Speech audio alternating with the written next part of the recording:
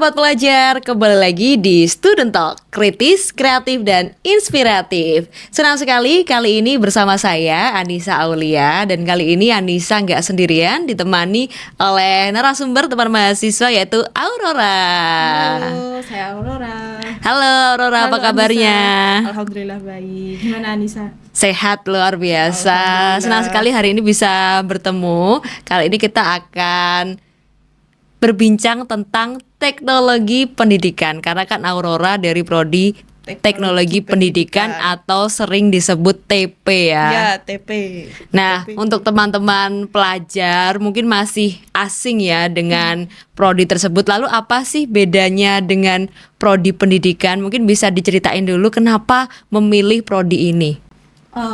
Kalau awal aku milih ya, itu kan awalnya itu aku jalur SN yang UTBK, SNBT, tes ya. Yang tes ya.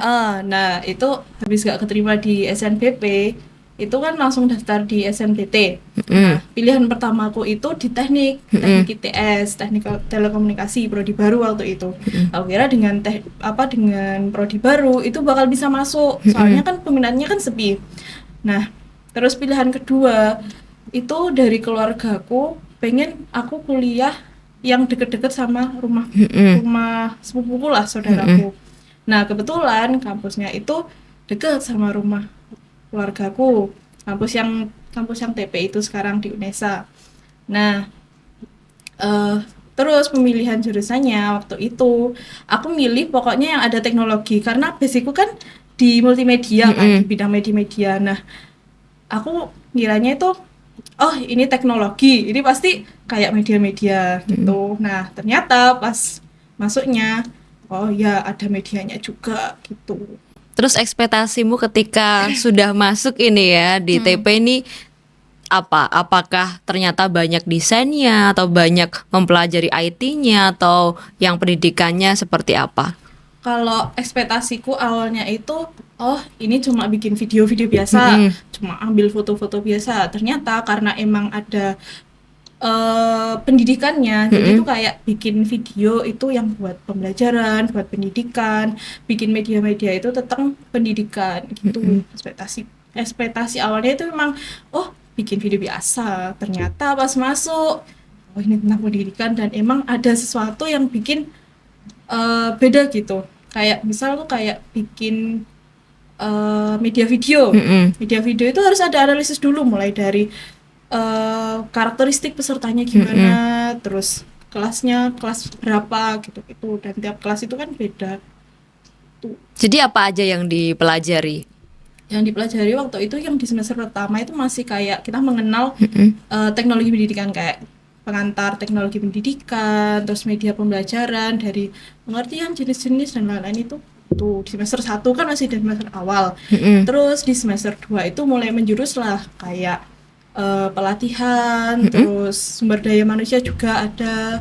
Terus di semester 3 tuh mulai bidang yang saya sukai, kayak media video, foto, terus audio juga, terus ada animasi juga. Terus yang di semester 4 itu kebanyakan kayak animasi 3D, terus nanti ada multimedia interaktif, itu yang paling saya suka, mata kuliah multimedia interaktif. Multimedia interaktif itu membuat apa aja? Media pembelajaran kah atau seperti apa bentuknya? Kalau karya saya yang multimedia interaktif semester kemarin itu bikin aplikasi dari Construct. Nah, itu kan emang diajari dari dosen. Itu bikin aplikasi pembelajaran, dan itu sebenarnya sebelum bikin aplikasi itu memang sudah ada analisis kebutuhannya dulu. Jadi ada dasarnya itu kayak RPP, terus nanti karakteristik pesertanya gimana, untuk kelas berapa, terus mata pelajaran apa, terus materinya apa aja, dan itu nanti dibikin konsep, dibikin storyboard. Hampir sama kayak media video pembelajaran, cuma ini kan lebih interaktif, jadi kita bisa mencet-mencet, bisa ya kayak aplikasi biasa lah gitu. Jadi fokus untuk di pendidikan. Pendidikan sama pembelajaran. Itu untuk SD, SMP, SMA. Lalu yang menentukan ketika kamu membuat media itu bagaimana? Kalau untuk jenjangnya itu tergantung kita. Tapi kebanyakan temanku kemarin itu kayaknya pakai SD, soalnya materi di SD kan lebih mudah. Nah, kita kan masih praktek juga kan, masih praktek, belum penerapannya ke dunia kerjanya nanti. Kalau untuk apa tadi? Untuk medianya ini apa aja? Oh, medianya, namanya kan multimedia interaktif. Nah, itu ada video, ada audio, ada teks juga yang biasa itu, terus ada foto. Di situ sih. Jadi Makanya lengkap kan, sekali ya, khusus untuk membuat teknologi di dunia pendidikan dan jenjangnya terserah dari mahasiswanya sendiri. yang penting itu ada analisis kebutuhan sama dasarnya itu RPP. Tantangannya apa sih kalau di prodi TP itu? Kalau sepengalamanku sudah kuliah di prodi TP selama 5 semester ini, itu lebih ke analisis kebutuhannya ya, soalnya kan aku kan media, kurang mengerti kayak bikin rancangan pembelajaran yang benar itu gimana, terus mungkin di observasinya kan, observasi kayak buat analisis kebutuhan itu kan bisa tuh ke SD itu, nah nanti apa kayak nembusinya itu harus benar-benar bisa nembusi ke sekolahnya gitu, buat dapat apa masalahnya. Kan dari teknologi pendidikan dan analisis kebutuhan. Nah, analisis kebutuhan itu nanti ada yang namanya masalah belajar. Nah, masalah belajar itu nanti itu buat dasar teman-teman teknologi pendidikan itu bikin media pembelajaran atau pelatihan lah. Lalu ada nggak tugas yang paling berkesan atau proyek yang paling berkesan selama kuliah?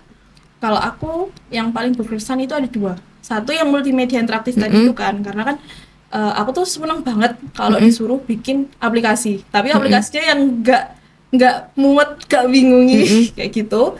Terus ada lagi yang satu itu pengembangan media video. Pengembangan media video itu aku dulu pendidikan, dapat tema aku dapat tema pembelajaran, dan waktu itu milih IPA kayak apa ya kemarin itu. Pokoknya IPA deh materinya, aku lupa, pokoknya IPA, dan itu syuting selama nggak 1 minggu, kayak 4 hari, dan itu beda-beda tempat dengan teman satu kelompokku, isinya kalau nggak salah 9. Dan itu yang paling berkesan itu ya itu kebersamaannya sama teman-teman, terus brainstorming bareng soal naskah, terus talent-talentnya juga, itu yang paling berkesan selama aku kuliah di teknologi pendidikan. Dan mata pelajaran yang dipilih itu berarti bebas atau mungkin untuk semester 1 harus mata pelajaran apa, mata pelajaran di semester 2 atau gimana yang untuk medianya ini? Kalau untuk medianya itu sama dosen dibebaskan, asalkan tetap ada yang namanya analisis kebutuhan sama RPP-nya. Itu tadi ya. RPP-nya itu jelas gitu. Lebih itu sih. Nah, kalau pandangan masyarakat tentang prodi kamu ini apa? Karena kan mungkin banyak yang belum tahu ya. Kebanyakan, oh media ini dibuat guru sendiri nih, atau gimana nih menurut kamu? Kalau pandangan masyarakat tuh mungkin ya teknologi pendidikan kan gimana ya istilahnya, kayak teknologi pendidikan itu namanya kan ada pendidikannya. Oh itu nanti pasti jadi guru. Padahal di kayak prospek kerjanya itu banyak banget, dan itu kayak hampir mencakup semua bisa. Kata dosenku itu TP itu bisa masuk kemana aja. Dan ada satu prospek yang aku pengenin itu jadi pengembang media, karena emang basicku kan di media. Terus ada juga yang bisa bikin pelatihan, dan guru multimedia juga bisa, guru juga bisa. Jadi guru bisa, terus non guru juga bisa. Kalau non guru nih apa sih? Non guru itu tadi kayak aku pengembang media, terus analisis apa kayak bikin RPP gitu, spesialis RPP lah. Terus pengembang pelatihan juga bisa itu. Terus ada lagi itu namanya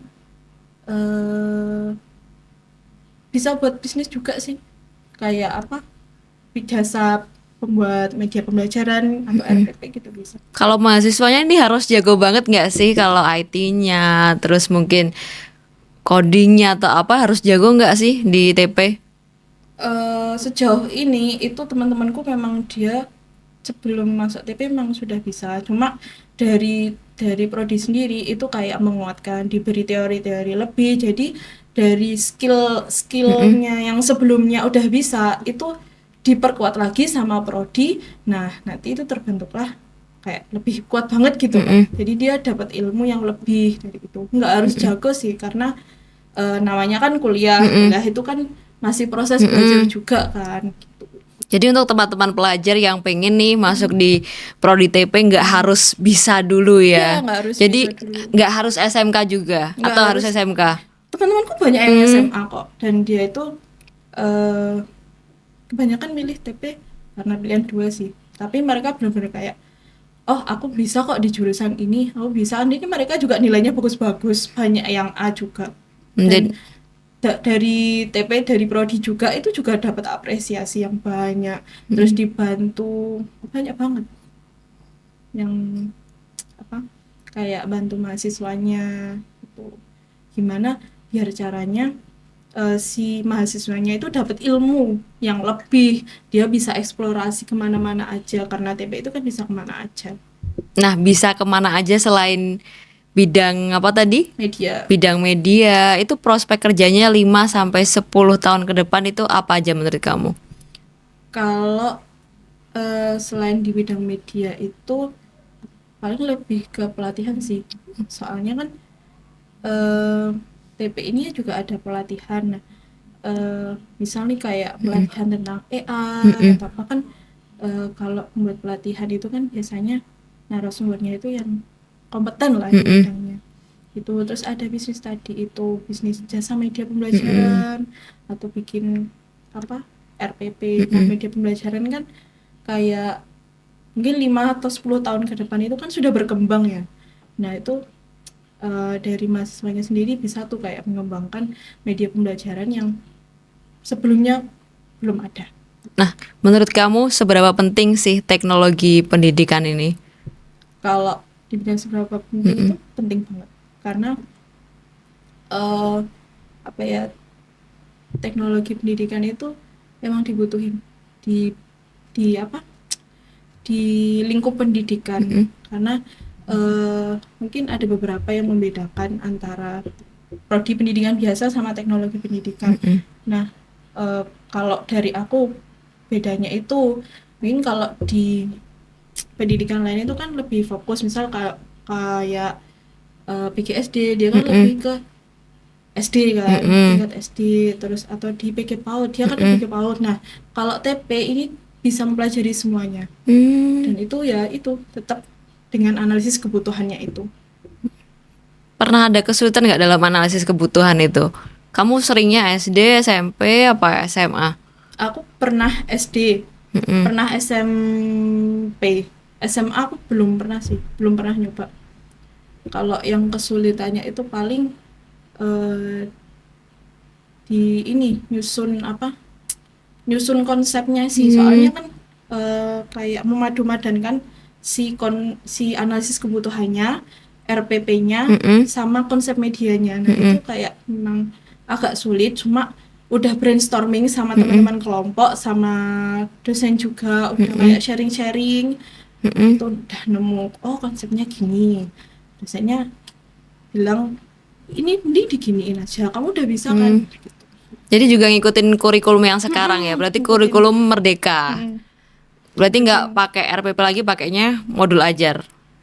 Modul ada yang masih RPP. Ada yang masih RPP juga. RPP ada, modul ajar juga, dan modul ajar ternyata juga kita bikin. Teknologi pendidikan juga bikin selain RPP. Terus kalau di kuliah kan ini apa? Enggak, kalau di SD di bawahnya kuliahan itu pakai kayak modul ajar kan bisa juga kan itu. Jadi pertama yang pasti analisis kebutuhan, terus bikin modul ajar ataupun RPP. Betul. Terus akhirnya baru medianya juga. Tuh, kita juga ada micro teaching juga kok. Jadi kayak memang diajarkan gimana cara jadi guru. Jadi sekalian mengajarnya juga, tidak hanya membuat medianya saja. Nah, menurut kamu yang paling menarik ya, itu media yang seperti apa sih? Dan yang paling mungkin bermanfaat untuk pelajar? Nah, kalau sejauh yang saya pelajari dari sampai semester 5 ini, media yang paling menarik itu yang bisa interaktif. Jadi kan kalau medianya interaktif, jadi kita kayak multimedia interaktif tadi ya, itu kan kayak bisa berinteraksi lah sama siswanya. Jadi kayak siswa itu nggak ngerasa sendiri. Jadi itu kayak oh aku bisa milih ini, tanpa maksudnya nggak hanya flat Mm-mm. nonton atau hanya cuma baca tulisan aja. Jadi kayak emang ada interaktifnya lah gitu. Berarti itu selalu digital. Ada waktu itu ada mata kuliah media realia, jadi itu kayak bikin media real apa dari kayak kardus gitu. Ada mata kuliahnya juga media realia. Jadi yang penting fokus ke medianya bisa digital ataupun non digital. Bisa non digital juga. Tapi emang kan sekarang kan dunia kan lagi beralih ke digital ya. Jadi mau gak mau kita harus mengikuti ke digital juga. Pendidikan juga harus beralih ke digital juga. Durasinya berapa lama sih dalam membuat media itu? Kalau kemarin itu membuat media itu sebenarnya kan susah-susah gampang ya. Bikin media itu tergantung medianya apa. Misal kalau foto paling 1 minggu itu kan semodelnya juga. Terus kalau video itu saya editing 1 bulan atau bisa lebih, tapi nggak, maksudnya nggak sampai yang 6 bulan, pokoknya 1 semester itu udah selesai kok. Itu kan mulai dari, maksudnya kan tahap-tahapannya kan nggak langsung syuting, itu ada dari praproduksinya, terus produksi, terus after produksi tuh, terus publikasi juga, dinilai dosen, terus ada pameran juga. Jadi kayak tiap apa ya semester genap atau ganjil gitu. Jadi sebelum liburan yang panjang itu ada pameran. Jadi kayak media-medianya kita itu dipamerin, terus pelatihan-pelatihan yang udah dibuat itu dipamerin gitu. Seru ya ternyata Seru ya. banget. TP Itu itu seru. itu dipamerkan berarti kalau setiap media itu setiap satu pertemuan pelajaran atau gimana, kan setiap materi kan banyak ya. Contohnya mungkin teks puisi, teks cerpen, atau IPA mungkin bagian pelajaran apa, itu berarti satu media itu mencakup berapa pertemuan? Kalau kemarin aku bikin, nggak kemarin banget sih ya, semester lalu itu tergantung materinya. Kalau misal materinya susah ya, itu bisa jadi beberapa pertemuan. Itu kayak medianya itu mencakup beberapa pertemuan gitu. Jadi RPP-nya itu tetap mencantumkan media yang sama, cuma memang topik yang dibahas itu beda. Kayak misalnya kayak di IPA itu kan ada gaya, jenis gaya, pengertian dan lain-lain, itu kan bisa jadi 1 hari. Nah kalau misalnya kalau di matematika, misalnya untuk SD kelas 1 itu kan ada penjumlahan, pengurangan, dan itu nggak bisa 1 hari. Itu tetap bisa di media yang sama, satu media yang sama, tapi untuk satu pertemuannya itu satu topik aja. Jadi tetap pakai satu media yang sama, cuma itu dipakai bisa dipakai 4 hari. Bisa ini ya, bisa untuk pertemuan yang selanjutnya. Bisa gabung jadi satu media.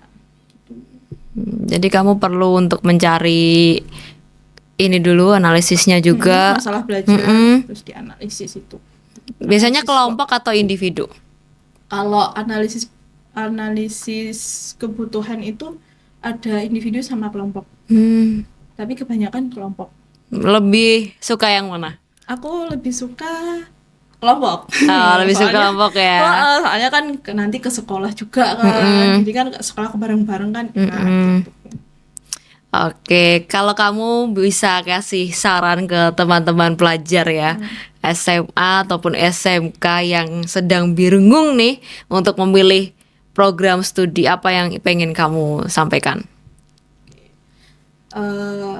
Aku dulu itu di multimedia ya. Nah, TP itu bisa kemana aja ya teman-teman. Terus kalau kalian suka media, terus pengen jadi guru, bisa tuh ke TP juga. Terus kalau misal pengen menyelenggarakan pelatihan atau jadi guru multimedia juga bisa. Banyak kok juga sebenarnya itu. Jadi bisnis, jasa media tadi itu, jasa menyelenggarakan pelatihan, atau pengen bikin pelatihan gitu. Itu TP bisa. Kalau hal-hal yang paling kamu syukuri di teknologi pendidikan apa? Hal yang paling aku syukuri di TP itu dosennya benar-benar kayak bantu aku buat lebih berkembang lagi dengan jurusanku yang sekarang, dengan TP yang sekarang. Terus dari prodi juga itu benar-benar kayak, kalau misalkan aku pengen lomba ya, pengen ikut lomba, jadi diarahin kamu bisa ke dosen ini buat lomba ini kan. Kalau aku kan lomba kan di bidang TP juga kan, banyak yang di bidang TP itu kayak diarahin, oh ke ini nanti gini gini gini. Oke, terakhir pesan-pesannya untuk teman-teman pelajar.